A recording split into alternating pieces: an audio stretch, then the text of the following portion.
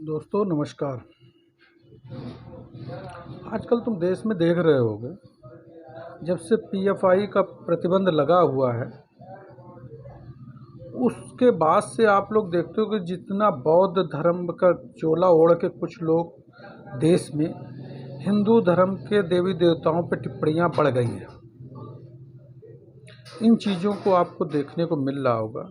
जो तथाकथित भीम का चोला ओढ़े हुए हैं कि मैं भीम का अनुयायी हूँ, वो आजकल हिंदू देवी देवताओं पे टिप्पणियां कर रहे हैं।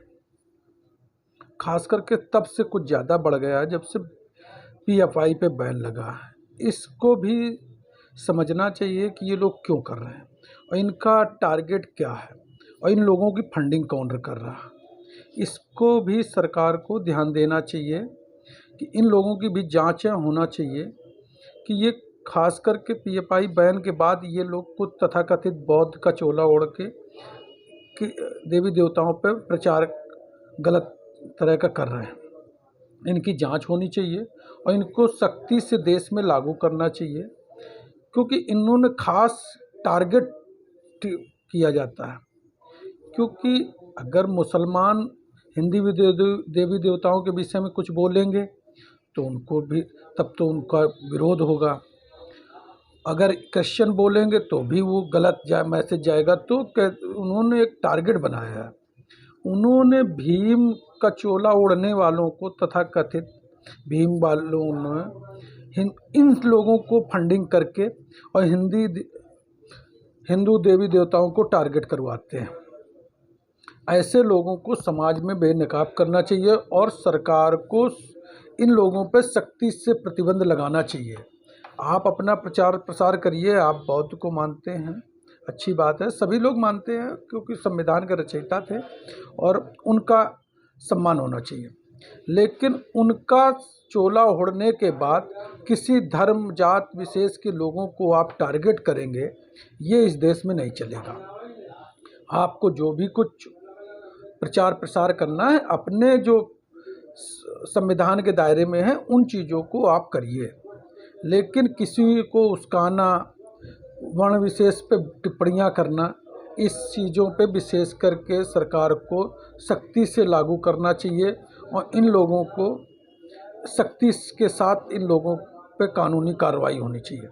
आप किसी भी जाति धर्म के हैं, आप कुछ भी हो, कुछ भी करना चाहते हो, स्वतंत्र हो, लेकिन लाखों लोगों को भड़काना, उनकी आस्थाओं को ठेस पहुंचाना, ये आपको इस संविधान ने आदेश नहीं दिया। इसलिए खास करके सरकार को चाहिए इन लोगों पे सख्ती से लागू किया चाहिए। चाहे भीम का चोला ओढ़े, चाहे पीएफआई का तरह, चाहे बौद्ध धर्म का चोला ओढ़े। अरे आप बौद्ध मानते, आप बौद्ध का प्रचार करिए, लेकिन किसी के देवी देवताओं को वो करेंगे तो अच्छी बात नहीं है। क्योंकि आप ये देवी देवता न अरे जिसको पूजना होगा, आप बौद्ध भगवान को पूजते हो तो किसी ने कभी, हिंदू ने कभी टिप्पणी की या भगवान किसी भी जाति धर्म के लोगों को टिप्पणी की?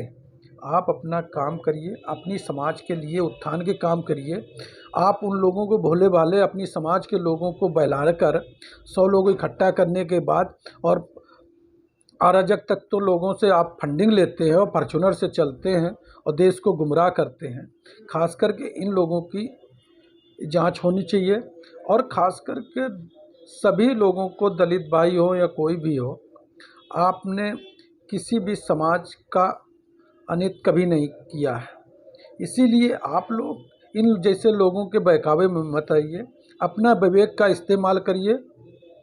ये बौद्ध का चोला ओढ़ के आपके यहाँ जाते हैं, आप लोगों के सामने दूसरे धर्म के लोगों को भड़काते हैं।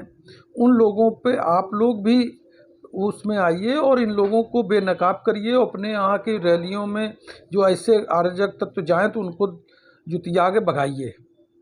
जो भीम का चोला ओढ़ के आप लोगों को बहलाते फुसलाते हैं, आपकी पब्लिसिटी दिखाकर दूसरे लोगों से फंडिंग करते हैं, उनसे पैसा लेते हैं कि हमारे पास इतने लोग जुड़े हैं, और आप लोग बेवकूफ़ बनते हो। आपका कोई भला करने वाले ये लोग नहीं, ये सिर्फ आपका वोट पाने के लिए सिर्फ दूसरे को बहकाते हैं कि ये हमारे साथ इतने लोग जुड़े हुए हैं और फिर फंडिंग लेते हैं दूसरे और आपको बदनाम करते हैं। जबकि दलित समाज कभी भी नीचे स्तर का किसी भी जात धर्म का बदनामी नहीं करता और ना उसके विषय में गलत टिप्पणियां करता, आज भी गांव में है। लेकिन कुछ जो गांव में एक आध नेता पैदा होता है जिसको बाहर से फंडिंग होती है, वो उन लोगों को उस्काता और 100 लोग इकट्ठा करने के बाद लोगों में मैसेज डालता है कि ये सारे समाज यही चीज़ें बोल रहे हैं। तो ऐसा नहीं है, सारी पढ़ी लिखी समाज जितने भी लोग हैं वो सबके साथ जुड़ के चलना चाहते हैं।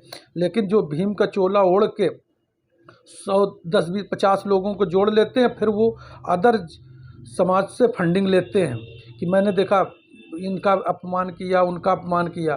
तो ऐसे लोगों को, दलित भाइयों से मेरा अनुरोध है कि इन लोगों को बेनकाब करें और सरकार को भी इन लोगों की सख्ती के साथ इन लोगों से निपटे, क्योंकि देश में 70